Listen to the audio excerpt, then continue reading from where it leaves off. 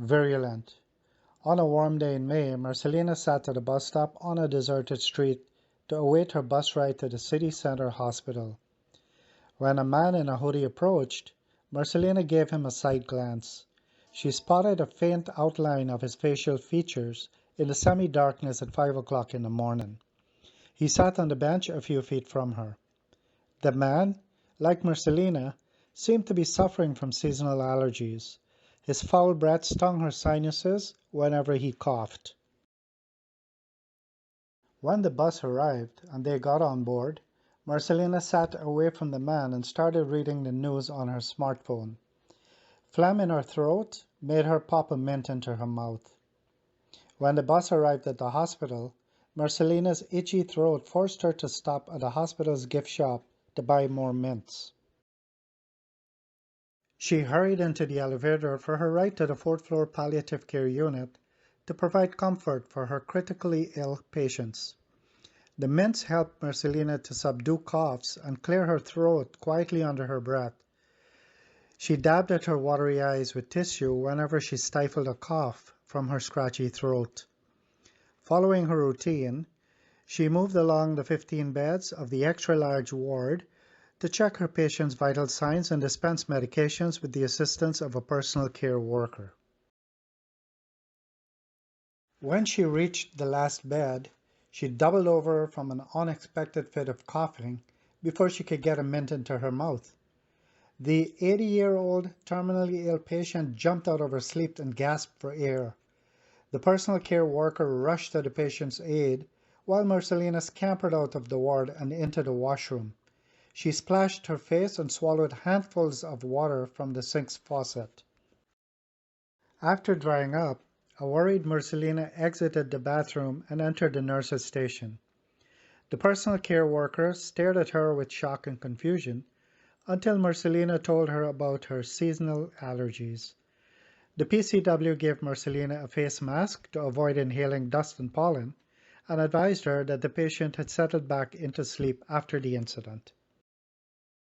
Self-conscious about wearing the mask in public, Mercelina discarded it in the garbage container at the entrance of the hospital before she stepped onto the bus.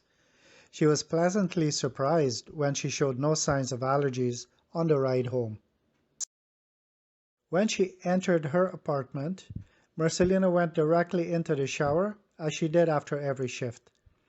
At the end of her head-to-toe cleansing, she made supper and relaxed to watch TV until bedtime. Without the need to take her allergy pills the next morning, Mercelina breathed easily and read the news on the bus ride to work. With no allergy symptoms, she carried her mints but did not wear a face mask during her shift. The replacement PCW had no knowledge of the previous day's episode.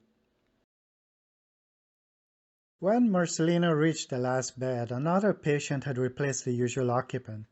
She felt a pang of guilt. Had she caused the patient's demise? Burdened with worry, she hurried to the nurse's station to check the patient's report. Stunned by the word discharged instead of deceased, she reread the document several times to see if the doctor had made a mistake. Once she was alone, she used her phone to take pictures of the report, making sure that she captured the patient's contact information. Immediately after her shower when she got home that evening, Mercelina read the report on her phone one last time before she called the patient's contact number. There was no answer. She tried a few more times with the same result.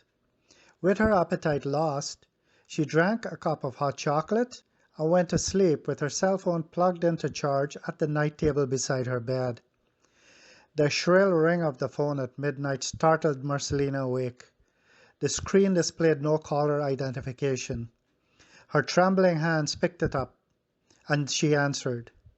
The hollow voice of her patient thanked her for the send-off.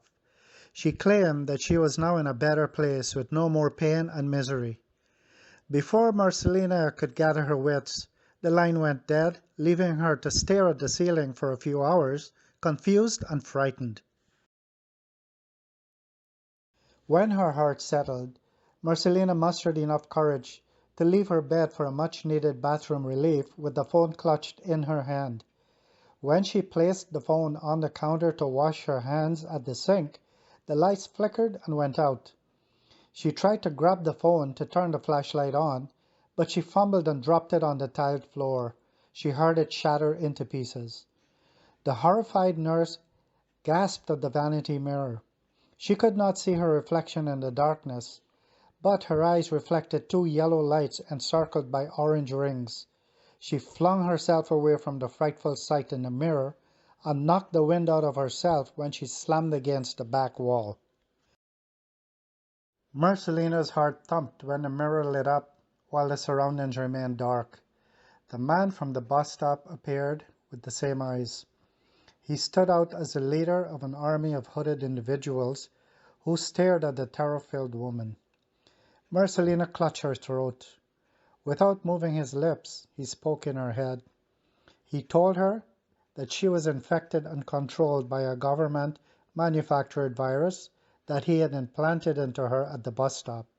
The virus controlled her mind. Mercelina had become a lethal weapon, loaded with death viruses that she released through coughing to eliminate the unwanted members of the population. The government had selected other field operatives to target various unwelcome segments of society.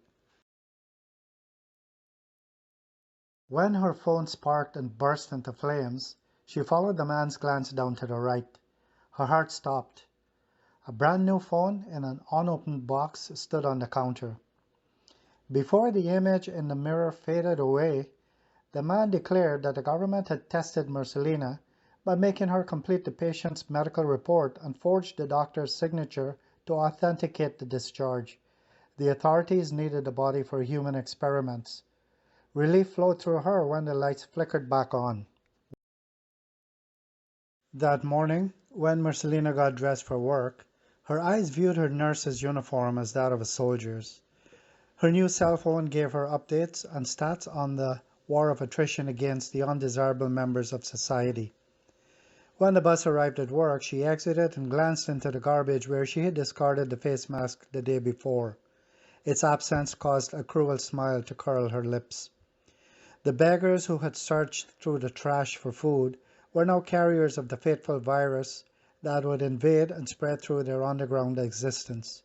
She felt pleased that she had helped the establishment on that front of attack. Before going to her workstation on the fourth floor, she stopped off on the second floor where prisoners received treatment before the authorities released them back into the prison system daily. After spreading a substantial amount of virus, she cleared her throat and proceeded to the palliative care ward to dispense death to her unfortunate patients. She looked forward to recognition and a rise in the competitive ranks of the government's secret society.